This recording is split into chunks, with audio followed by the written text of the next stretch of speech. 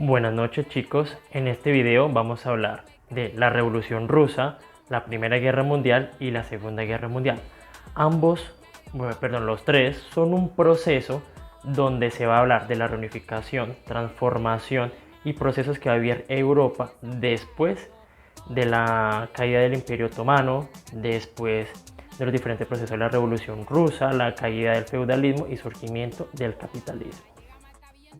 Listo chicos, entonces empecemos. Primer tema, recordemos a la Revolución Rusa. ¿Qué fue la Revolución Rusa?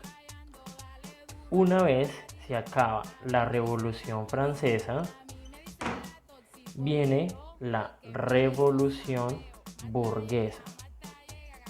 Recuerden muy bien a la Revolución Burguesa. Con la Revolución Burguesa podemos decir que es el surgimiento del movimiento obrero. Y el movimiento obrero, en síntesis, es lo que se conoce como proletariado. Una vez tenemos el proletariado, podemos decir que todo esto lo que va a buscar es generar un crecimiento de la industria.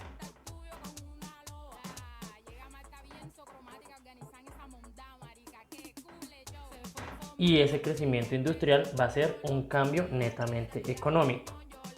¿A quién reconocemos entonces como el papá de la Revolución Rusa? Tenemos a papá Lenin.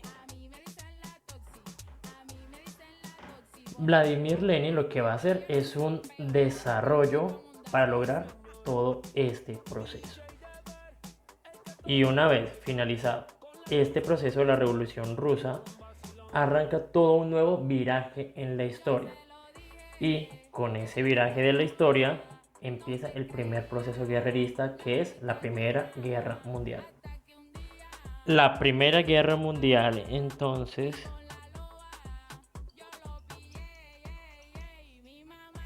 arranca como con antecedente el asesinato del archiduque Francisco Fernando.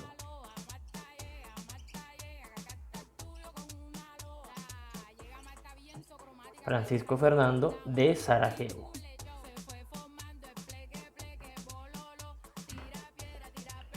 Cuando ocurre todo este proceso, una vez tenemos este antecedente, podemos decir que el 28 de julio de 1914 oficialmente hablamos del inicio de la Primera Guerra Mundial.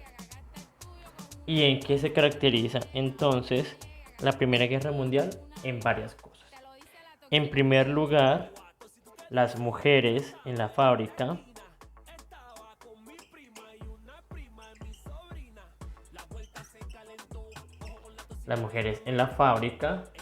tenemos por otro lado la búsqueda de Alemania como un país y tenemos la redistribución de Europa, siendo así Alemania como perdedor de la guerra. Y como es el perdedor, esto nos va a detonar en la Segunda Guerra Mundial, cuando en 1933 en el poder entra Adolfo Hitler. Cuando Hitler en 1933 entra en el poder, podemos ver que él lo que va a buscar es un proceso de devolverle a Alemania lo perdido o lo que debería tener. Siendo así, en 1939 Alemania va a invadir Polonia. Y al invadir Polonia podemos decir que es el inicio de la Segunda Guerra Mundial. ¿Qué pasa con este proceso?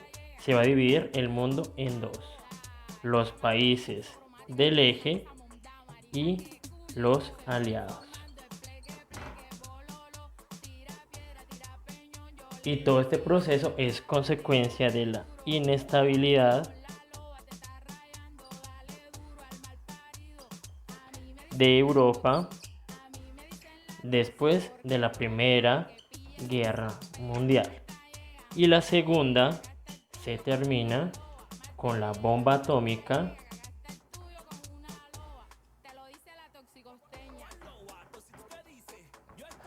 de Hiroshima y Nagasaki por parte de Estados Unidos.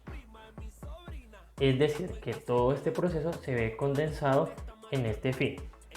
Y una vez tenemos esto, hablamos del surgimiento de la ONU para tratar de mejorar o evitar los conflictos internacionales.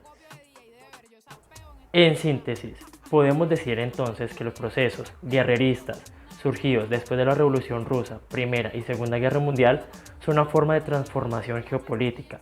Vamos a hablar del mundo dividido en dos y cómo esa división del mundo dividido en dos va a generar fracturas, no solo en términos económicos, sociales, políticos y culturales, sino también en la forma en que vamos a comprender los conflictos y la manera de comprender la historia.